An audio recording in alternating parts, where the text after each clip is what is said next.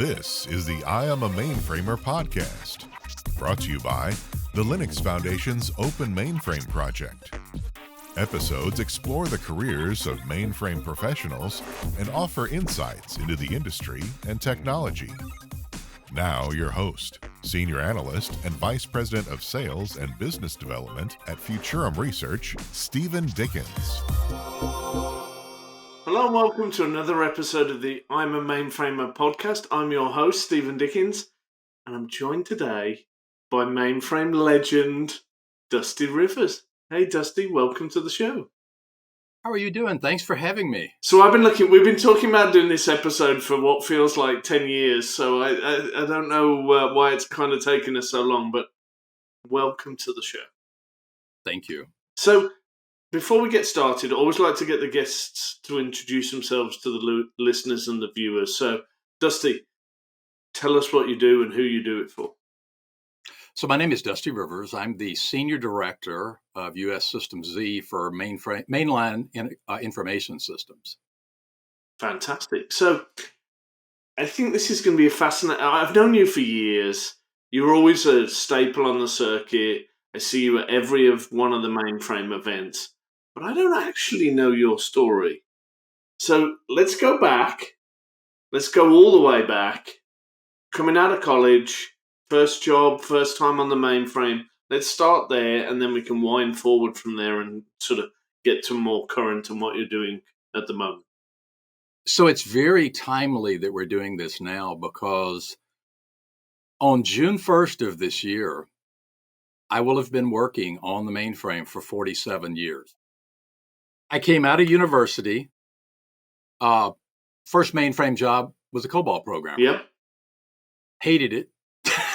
But I'm a database guy. So in college, my senior group actually wrote a relational database management system for our senior project, senior thesis, if you will. And then I went to work in the industry. 3 of them went to work for Oracle, and 1 went to work for a company called Ingress. Oh, yeah. So I know it. And so that was kind of the start. And then I stayed there for about a year. I worked for a telco for 19 years. And in that time, I worked on IMS. Then and if you know Steve Nathan, who's a really good friend of mine, he says I went to the dark side about 83 because DB2 came out, and I was like, it's a relational database. We actually went out in Santa Teresa. We brought DB2 into the industry. We actually implemented version 1. I worked on DB2 for a while. Then I went back to IMS. And so from IMS, I got into distributed computing.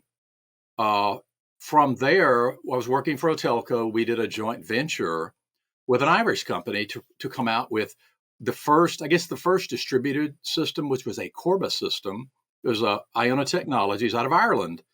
And we basically worked with probably 35 countries worldwide implementing a distributed kind of a Corba architecture.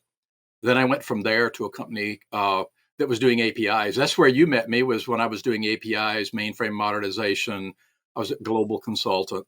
From there, I ended up at Mainline, where I'm doing mainframe modernization. So I lead, one of the modernization groups. So that's my 47-year history collapsed. So we've got to. You can't do 47 years in 2 minutes and expect me to not ask questions. I'm going to dive in. Sure. So, database sounds like you're around kind of as the technology's getting started. Tell me about the DB2 version 1 days. I mean, that sounds fascinating to me. I don't know what version of DB2 on the mainframe we're up to now, but I'm assuming it's been a while. It is.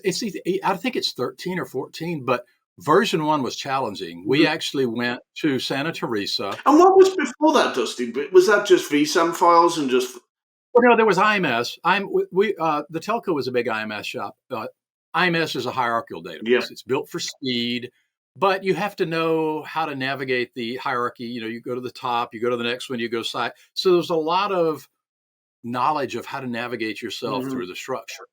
And in relational, you just basically say, select fields, columns from a table and get the results back. So the telco had decided, and I think at the time there was Oracle, there was a couple of Ingress shops, but really mainframe relational database, DB2 was kind of, was new. Version 1, we actually went out to Santa Teresa, and DB2 was not called DB2 when I went out there. Okay. It was called, and there's an argument on exactly what it was called, but I saw it as R star, R asterisk. And they were some discussion, and and you know the reason why it's called DB2, right? I don't. This is why so Dusty, this is why I do this show. I spend time chatting to people in the industry. I get to know people. I've known you for years. I don't ever go and get a chance to talk to them and then I learn so much by being on this show from chatting to people like you and some of the great technical people and some of the college kids we have on the show. So this is just fun for me to hang out. So tell me the DB2 story. So the rumor was, I haven't confirmed it. I'd like to get somebody to confirm it, but they said IMS was the first database, so it was DB1. So the next one has to be DB2, database 2. Okay. I don't know if that's true or not. Kind of makes sense, I suppose. Yeah. And so, that's where, so we actually went out, we brought it in, we implemented, I actually spoke at Share like a year after we did it. We had the largest installation worldwide of a DB2 database because everybody was talking about the first release of anything is always, it's slow, it's not performant, it doesn't have a lot of utilities, it doesn't have a lot of adoption. And so as a telco, we implemented one of the largest relational databases on the mainframe because they put a lot of interest. And then over the years, as they've gone up, they improve performance, they improve the tools, the tooling.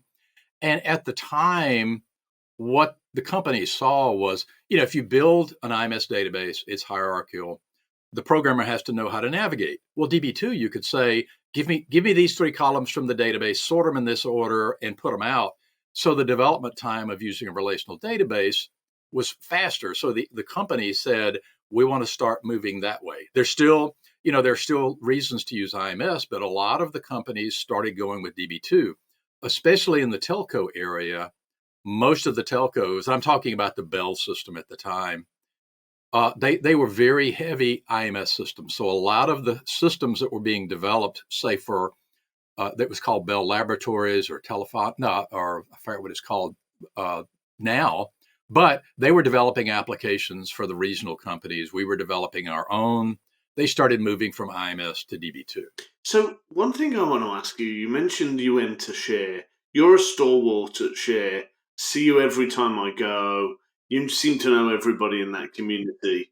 You've obviously been going for, I'll say decades now, respectfully, but tell me a little bit. I just recorded an episode earlier today, so if anybody's observant, you'll see me wearing the same shirt from my interview with Darren Search earlier. We were talking about the mainframe community and just how supportive, inclusive, how people like yourself, and I see you doing this, are bringing along the next generation. How have you seen the Share community evolve over those last few decades? Well, I think, and it's funny you mentioned Darren. I was just on the phone with him because, Darren and I are really close friends because in 2020, IBM named me the first IBM Lifetime Champion for Z. So I've had both of you on today. Yes. I've had both Lifetime Champions on in one day. That's correct. So right after that, so the Share organization, and anytime Darren and I are together, we're the only 2 Lifetime Champions for Z, or as you would say, for Z. So I say CICS as well. I'm a strange person. You're a Kicks. Well, but the community is changing. I mean, all of us, and I'll say it. I see a little gray there on your chin. Yeah, all of us graybeards or whitebeards. It's a good job we're not filming this backwards from back here. Well, same here. I mean, but I think what we're doing now, part of my portfolio is bringing new people into the industry. But now we're seeing younger kids. We're seeing the technology change. But the strange thing is, I have a friend of mine who's a doctor, Dr. Alex, and they did a show called Adapt or Perish. And he had me on his show a couple of times, and I said, the mainframe does a lot of that. it has adapted so much over the years, and it's just, it's as strong now as it ever has been. But what we're seeing is the younger kids are coming in, and to me, I use that word, and they say, don't anybody, pretty much everybody else is a kid to me since I'm older. But as the kids come in, they're talking AI, they're talking, cybersecurity, they're talking new languages. And so what we're seeing is share is morphing with the industry. Mhm. I mean, we're seeing, if you look at the presentations, and we just, we're slating the next one that's coming up in Kansas City, is the track, what we call the tracks or the learning tracks or the speaking tracks. Now there's a lot of DevOps, which you would never have said DevOps in mainframe before. There's AI tracks. There's still database tracks. There's ZOS tracks. There's performance tracks. But as the younger kids come in, and they love the networking. I mean, Share is one of those places where you can walk up to someone and have a conversation with them, and you can meet people that you read about or that you see in industry publications. Yeah, it's fascinating. I mean, as you know, I track this space pretty closely, and it's always fascinating for me how. And I'm what is it now from the late '90s, been around the mainframe. So I worked for what is now Broadcom in the late '90s. You just see how the platform just, as you say, evolves and shifts. If you'd have said that there was a robust, so I was involved in setting up the Open Mainframe project back in 2015. At the time, that was a crazy notion that there would be an Right. open source environment and people would commit code. Kind of started out with the Linux mission, but I just remember the first meeting where we brought Zoe as a project to the Share community, and it was, and I remember it clearly. With packed room, I was literally standing to one side because there was nowhere to sit down. And there was Rocket, IBM, and Broadcom were on the front of the stage talking about how they were making the code donation. And the whole room's just there in the very classic mode of listening to vendors talk about their products. And somebody asked the question, what's going to be the roadmap for this product?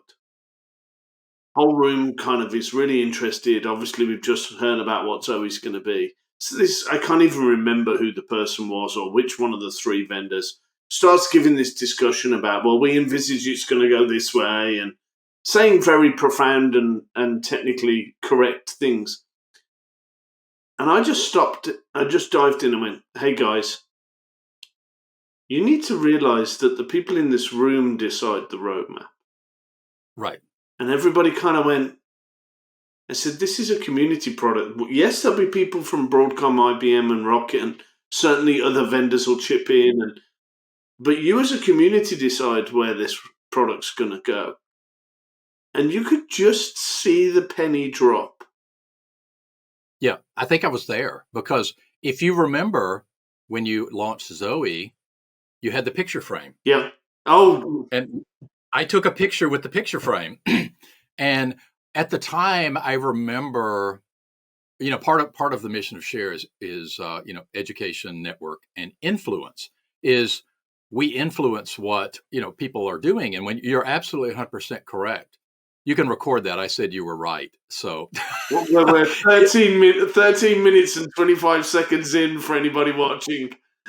Dusty said I was right. That's the highlight of recording this podcast today for me. I know. But if you think about it, that's where the requirements come. That's where somebody will stand up and say, yeah, it'd be great, but it'd be great if you could do this. And I've had that happen in some of my sessions too. It'd be like, well, have you ever thought about this? Well, I think and and this to me talks about how the mainframe continues to evolve. If you'd have won, what are we, almost 9 years now on from the Open Mainframe project? If you'd have said 10 years ago, when I was in the rooms when we started talking about approaching the Linux Foundation, it was a crazy idea to say anybody would run open source on the mainframe. Everybody was, that'll never happen. Nobody's ever going to do that. Everything's got to be supported. Everybody's going to want a vendor behind it. You wind forward, what are we now? 10 years, 9 years on, 10 years on. People are deploying open source. They're contributing in projects. We've got people 2 or 3 years out of college leading projects to get stuff onto the mainframe. I think if people look at this platform and they look at it where it was in the late 80s and look at that where it is now, it is so completely different. And it's only when I talk to people like you that I realize that we can capture that difference in your, 47 years of experience. And the funny thing is, when I do part of what I do is when I talk about modernizing the mainframe, I always ask the question in a room, and I get the same answer every time. When you define mainframe modernization, how do you define that? And everybody's, oh, we're going to move everything off the mainframe. And when I come back and I say, okay, I'm going to go through 11 or 12 modernization plays, with the 13th being moving off the mainframe, and they look at me like I'm crazy. And one of the paths is open source. It's DevOps. It's API, and it's all the new stuff that's coming. And the phrase I always get at the end that I'm looking for is for them to say, "I didn't know you could do that." And well, the one I use, and it's going to expire when they launch the next box.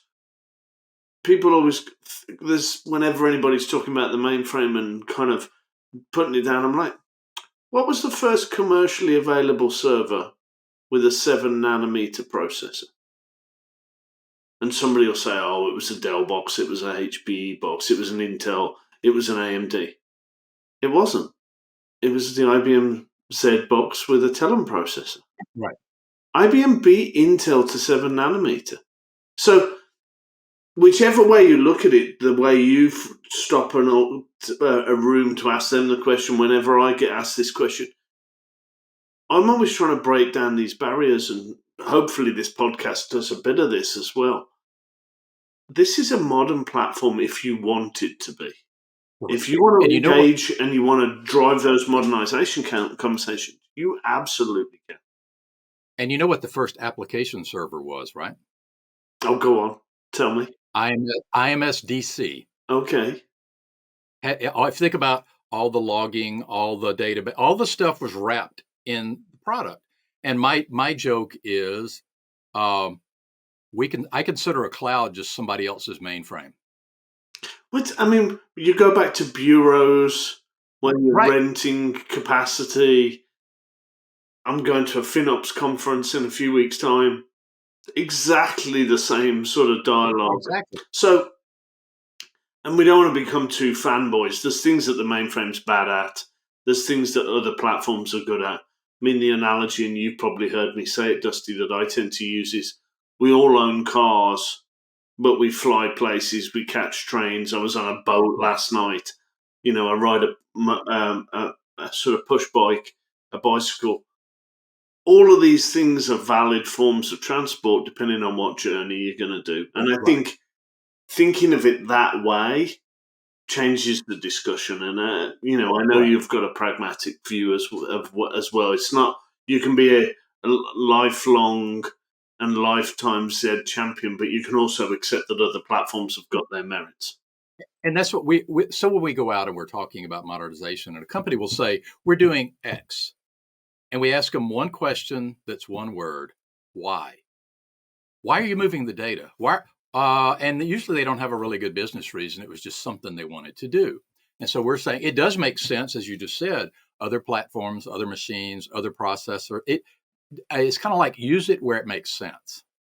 Well, I go to conferences and I'll ask the room if I'm presenting on the mainframe. How many people own a car? 98% of people's hands go up. And then I'll ask people, how many people drove here?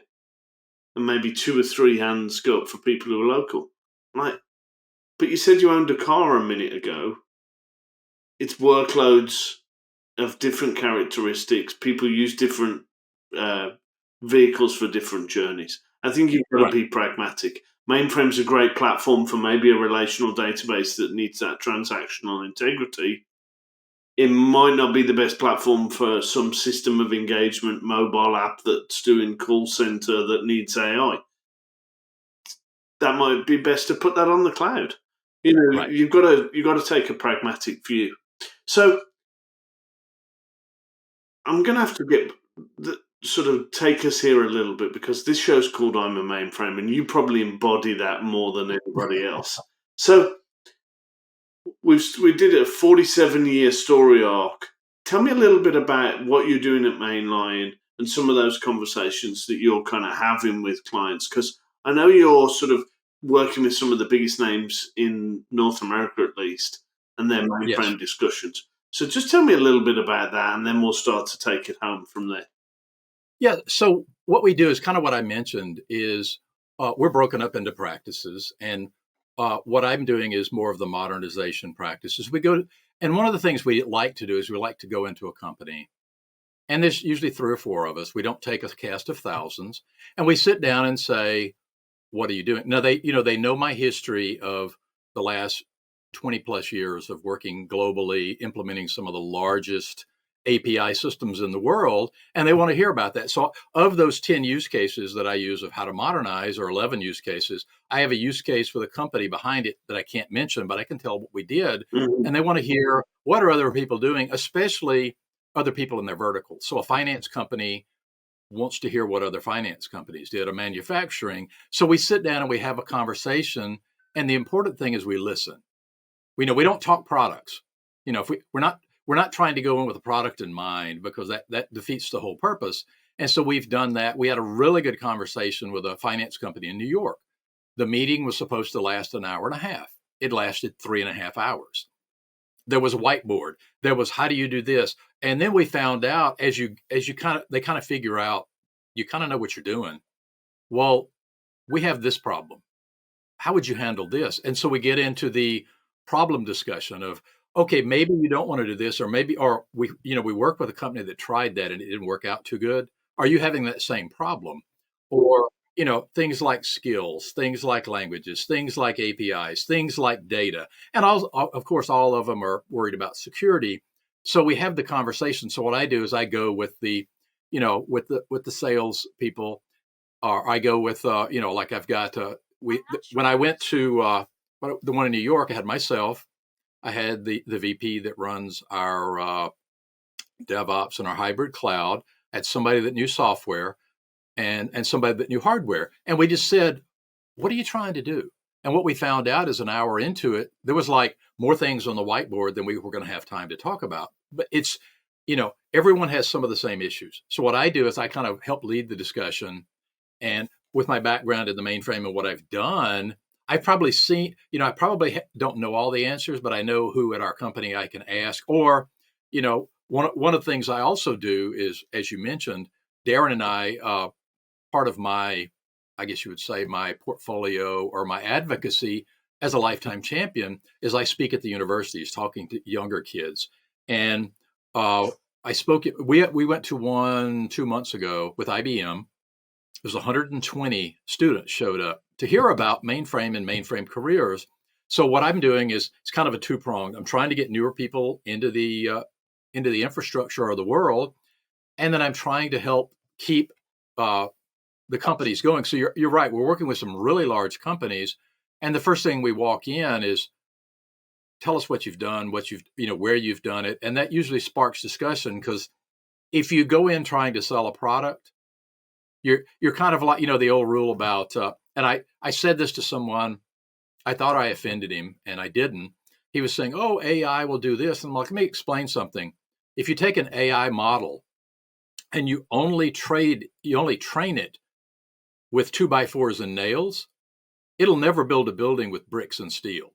And he goes, you're right. And so when we say things like that, it's kind of like, we're not really challenging him. It's kind of like, why are you trying to do this? What are you trying to do? It's interesting. I mean, take you back to what you said there about going to speak to these college kids. One of the questions I always ask of every guest that comes on the show, and these conversations bounce around. We have college kids on here. Yeah. I've had kids with mainframes in their garages and basements, and I've had the most senior leaders like Ross Morey and Greg Locko and Yeah. John McKenney on the show. So you kind of never know what you're going to get.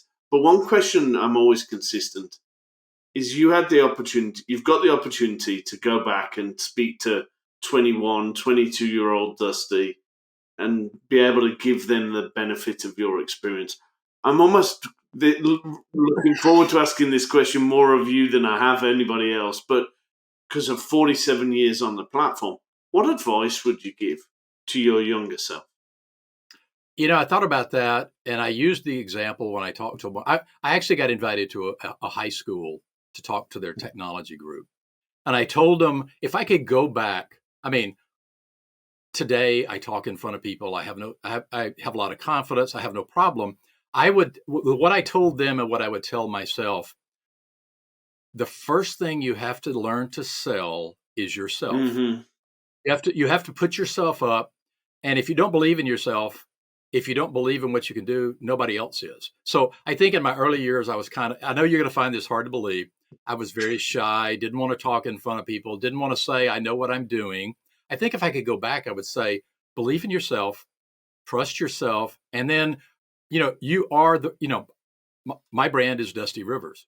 Your brand is Steven. So you have to sell your brand. Even in high school, I said, you got to learn to sell yourself. Mm-hmm. And that's by, doing things like for them, getting certificates, getting badges, getting training, getting a degree, getting into organizations. So I think that's what I would, if I could go back. That's solid advice. Solid advice. I think that in buying Federal Express stock when it was $1 a share.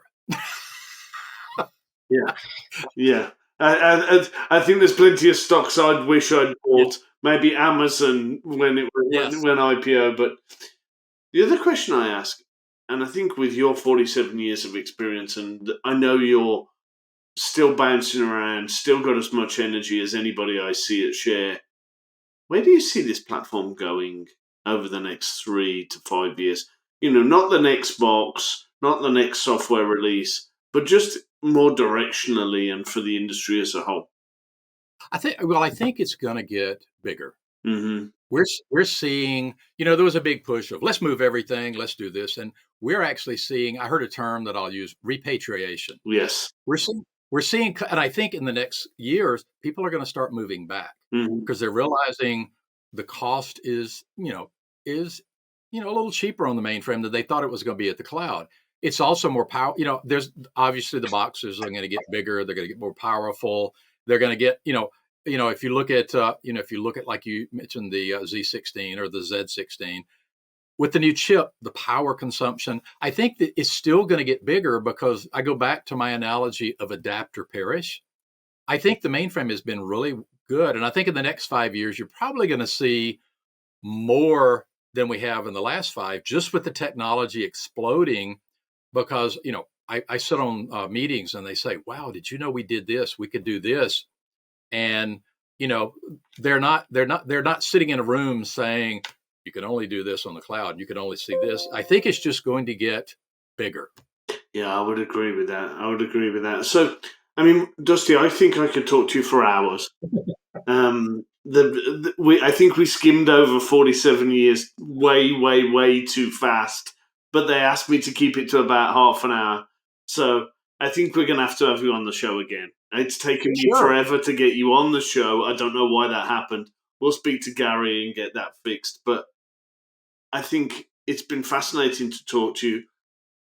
I always enjoy doing this show because I always get to understand more about some of the big characters and personalities.